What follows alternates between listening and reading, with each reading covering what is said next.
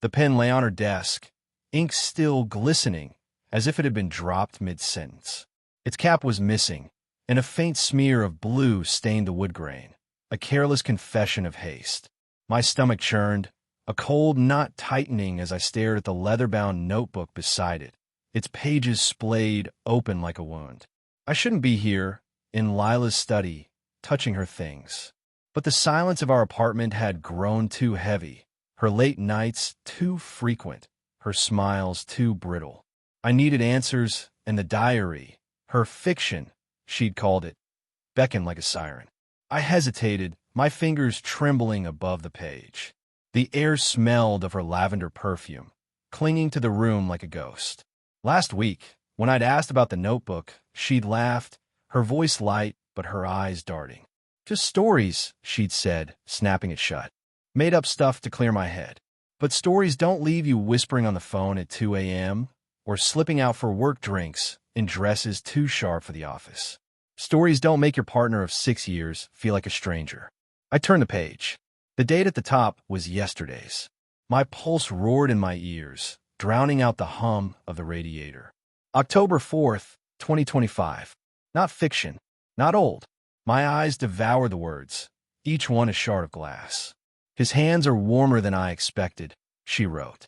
When he leaned in, I didn't pull away. I should have, but I didn't.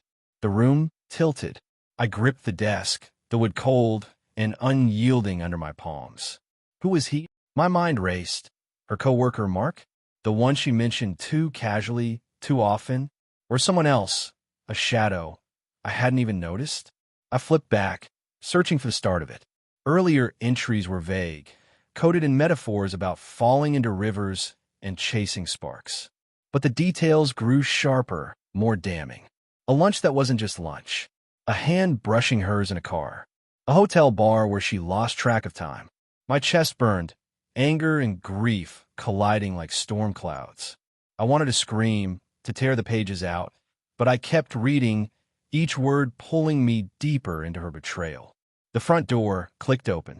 I froze, the diary heavy in my hands. Evan.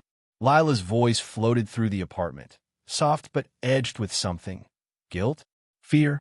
Footsteps echoed on the hardwood, slow at first, then quickening. I snapped the notebook shut, my heart hammering. The pen rolled off the desk, clattering to the floor like a gunshot.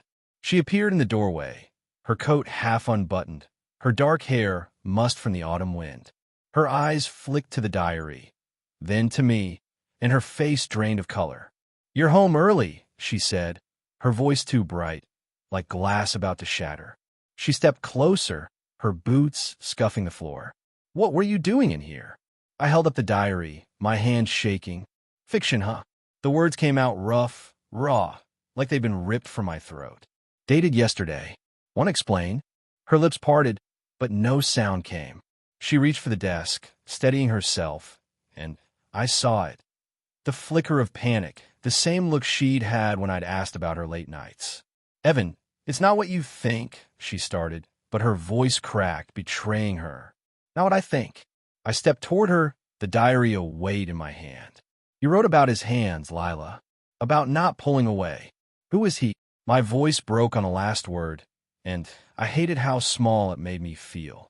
I wanted to be angry, to tower over her with righteous fury, but all I felt was the ache of a life unraveling. She sank into the chair, her hands twisting in her lap. "It's complicated," she whispered. Her eyes glistened, but I couldn't tell if it was guilt or defiance. "I didn't mean for it to happen. It was just God. Evan, you've been so distant. Work, always work." I felt invisible. Invisible. The word stung, sharp and bitter. "So you found someone else to see you?"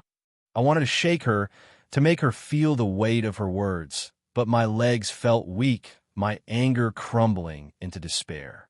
I thought of the nights I'd stayed late at the office, chasing deadlines, thinking I was building a future for us. Had I pushed her away? Or was that just her excuse? "It's not like that," she said, her voice rising. "I didn't sleep with him. It was just moments. Stupid, reckless moments." She reached for my hand, but I pulled back, the diary still clutched between us. "I love you, Evan. I swear I do." "Then why didn't you stop?" I asked, quieter now, the question slicing deeper than any shout. She had no answer, just tears spilling down her cheeks. And in that silence, I saw the truth. She hadn't stopped because she hadn't wanted to. The room felt smaller, the walls closing in. I set the diary on the desk, its pages whispering as they settled. I need to think, I said, my voice hollow. I walked past her, her lavender scent choking me, and grabbed my coat. As I reached the door, I turned back, one last question burning in my chest. Was it worth it? She looked up, her face a map of regret and secrets. I don't know, she whispered, and that was the worst part, the honesty. I stepped into the cold October night, the city's hum swallowing my footsteps. The diary's words echoed in my mind, each one a fresh wound. But as I walked, a new thought clawed its way up, sharp and unyielding. Maybe the betrayal wasn't just hers. Maybe I'd betrayed us too, in all the ways I hadn't seen her fading.